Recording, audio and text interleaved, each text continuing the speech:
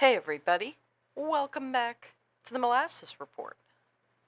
Okay, this week we're going to talk about a theory that I've had for a long time. Now, note this theory's probably wrong, I haven't done any research on it, etc., etc. I mean, no psychologist has published it, there's no university that's going to study it, but it's simply something that I've noticed when hearing people talk about sports teams. Because people rarely answer the question of who's your favorite team with just the name of the team. They tell a story. Oh, my dad watched them. I picked them because of this one player. I moved there after college. My grandfather took me to the games. My whole family rooted against them, so naturally I would have picked them. The answer is never the logo. It's about a chapter of life. And that's where my theory comes in. Nobody really has just one team. In theory, we have three: the team we inherited, the team we intentionally chose, and the team that somehow represents the life we imagined for ourselves. And within this, you can substitute sports for almost anything here: the music, the city you dreamed about, the truck you always wanted, the college sweatshirt you still wear even though you graduated years ago. They're never just objects, they're markers. Little flags planted throughout your life saying, "This was me." And I think we underestimate how important those markers are. Because life has this strange expectation that you're supposed to become one finished person. Like, once you hit 30, you've figured everything out. You have one personality, one identity, one path. But I don't think that's true at all. I think life is learning how to carry every previous version of yourself without letting one completely take over. The kid, the college student, the young professional, the person who didn't succeed, the person who almost moved across the country. They're all still there. Sports just happen to make it easier to see, because every Sunday, they all show up. Your first team isn't really yours, though. It's inherited. Before you're old enough to understand standings, salary caps, playoff scenarios, you already know who we are. Think about that. A 5-year-old says, "We won the Super Bowl." Who is we? You're not on the roster, but emotionally, you were. Because belonging starts long before understanding. Maybe your dad watched every Sunday. Maybe your grandmother never missed baseball. Maybe your family only cared about college football. Maybe everyone in your town wore the same colors. That becomes normal. For me, the team I inherited was the Patriots. Not because I researched franchises, not because I weighed options, because that's simply what life looked like. And when your childhood team wins, you quietly begin believing life rewards preparation. You assume competent people win. Hard work equals results. That discipline pays off. The adults around you seem pretty confident because your team is confident. It's funny how much we absorb without actually realizing it. And sports become metaphors before we're even capable of recognizing metaphors. You also learn how adults react to disappointment. Do they scream at the TV? Do they laugh? Do they throw the remote at the TV? Do they say, "Well, there's always next year"? Even those little moments teach you something. Eventually, life interrupts that simple equation. You study hard and you don't get the opportunity. You work hard and somebody else gets promoted. You do everything right and things still fall apart. That's a difficult lesson because suddenly the framework you inherited isn't enough anymore. Not because your parents were wrong, not because your hometown was wrong, simply because life is more complicated than childhood allows it to be. Growing up isn't rejecting your first team, it's realizing your parents handed you a starting point, not an end. Then, something changes. I mean, no one announces it, but one day you realize you're making decisions that no one else is going to make for you. Where you'll live, who you'll date, what career you'll end up taking, whether you wake at 6 to go to the gym or hit snooze for another hour. Freedom sounds exciting until you realize freedom also means responsibility. That is when your second team appears. For me, it became the Steelers. Not because they were perfect, because they weren't. That's the point. There was something incredibly human about them. Blue collar, resilient, never glamorous, always willing to make things ugly if ugly was what it took to win.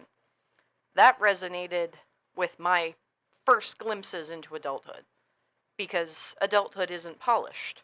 It's grocery shopping, spreadsheets figuring out exactly how much money you have left at the end of the month, wondering if your back will just always hurt, realizing nobody knows what they're doing.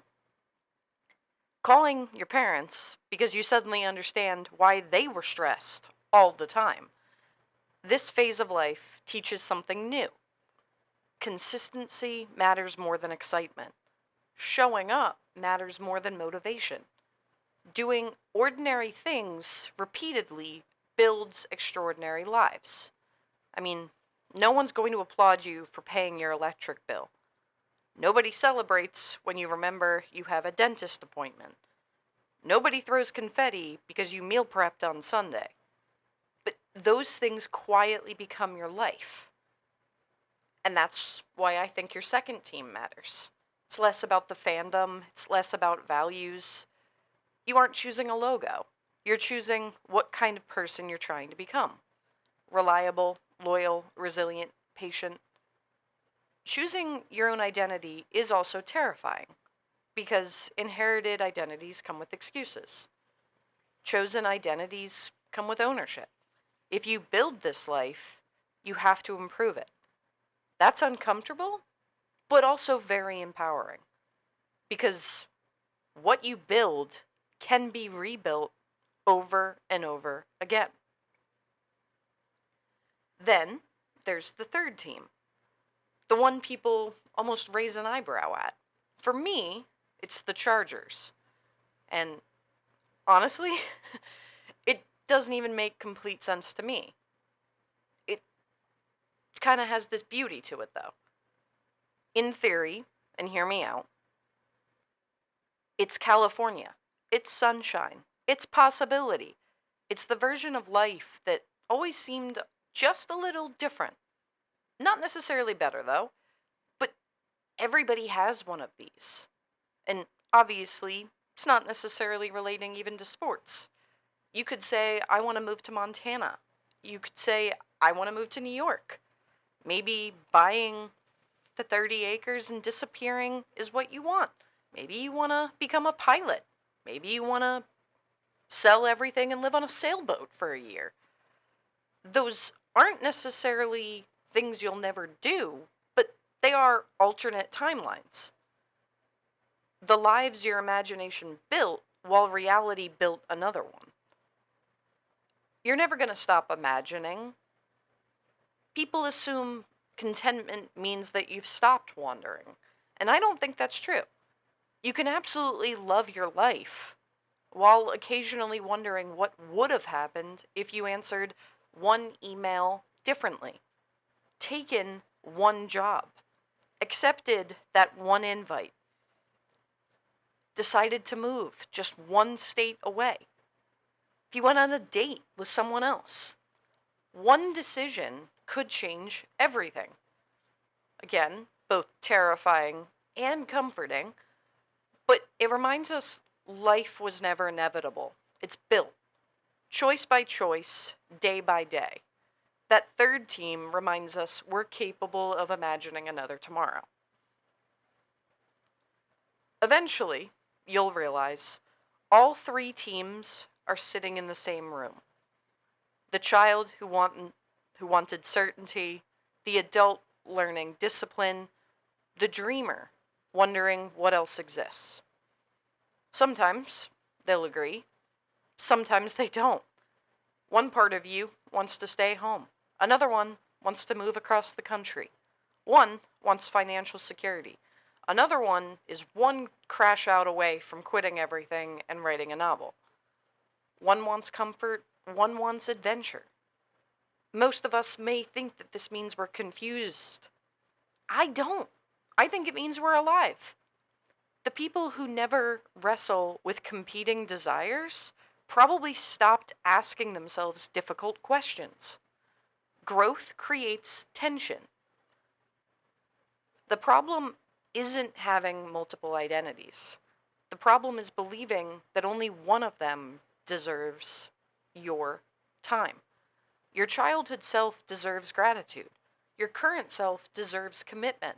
Your future self deserves imagination. You don't have to pick one. You simply have to let each one contribute without letting any one of them control the entire conversation. Because life isn't about becoming one perfectly consistent person. It's about becoming a complete one. So tonight, think about your three teams. And again, not necessarily the ones on TV, but the three versions of yourself that they represent. Who raised you? Who you decided to become? Who you still quietly imagine becoming someday? None of them are mistakes. None of them invalidate the others. They're chapters. And the beautiful thing about chapters is they don't disappear when the next one starts. They're still part of the story. But thanking each one for getting you to the next page, because without the child, the adult never arrives. Without the dreamer, the future never changes. Without the person standing where you are today, none of it matters. You are every version of yourself you've ever been. Not pieces, not fragments, one complete story still being written. This has been the Molasses Report. I'll see y'all next week.